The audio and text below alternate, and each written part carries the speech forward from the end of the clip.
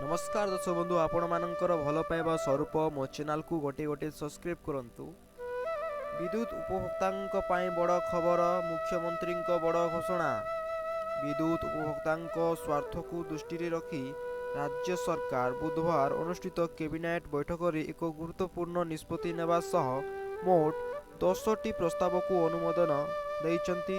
मुख्यमंत्री मोहन चरण माझी अध्यक्षतार अनुष्ठित राज्य कैबिनेट बैठक पर मुख्य शासन सचिव मनोज आहूजा कहिसेंति जे विद्युत उपभोक्तांक लागि 2025-26 आर्थिक वर्ष पई राज्य कैबिनेट एमएमएस एसबीवाई स्मार्ट मीटर संजोग योजनार प्रथम पर्याय को अनुमोदन प्रदान करिसेंति।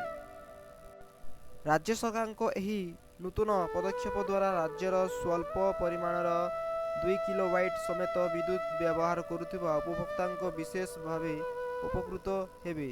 एही योजना अंतर्गत स्मार्ट मीटर संजोग पाई उपभोक्तांकु कोनोसी अतिरिक्त मीटर भड़ा देबाकू पड़िबो नाही किंबा एहा खुचुरा जोगाण टारिफ उपरे कोनोसी प्रभाव पकाइबो नाही। एही योजना को समस्त विद्युत वितरण कंपनी यथा TP central Odisha distribution limited, TPC ODL, TP western Odisha distribution limited, TPW ODL, TP southern Odisha distribution limited, TPS ODL, TP northern Odisha distribution limited, TPN ODL निज निजर लाइसेंस प्राप्त अंचल कार्यकारी करिबा सह 2025 मार्च 24 रु रियल सप्लाई टैरिफ ऑर्डर अनुଯାयी 2 किलोवाट पर्यंत कंट्राक्ट डिमांड सीडी थिबा स्मार्ट मीटर उपभोक्तांक पाई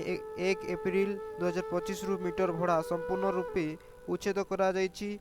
सही परी 2025-26 आर्थिक वर्ष रे 2 किलोवाट पर्यंत कंट्राक्ट डिमांड सीडी थिबा उपभोक्तांक पाई 11,53,100टी स्मार्ट मीटर स्थापन करने को प्रस्ताव रही। एथिमध्यरु 8,75,000 पुराण मीटर बदल में स्मार्ट मीटर लगाजिबो एवं प्राय 2,78,100टी नूतन संजोग पाई स्मार्ट मीटर व्यवहार करा जिवो बोली मुख्य सचिव कहिसेंति। एहा थिला आजिर किछि अपडेट। जदि वीडियो भलो लागितिले चैनल को सब्सक्राइब करंतु। धन्यवाद।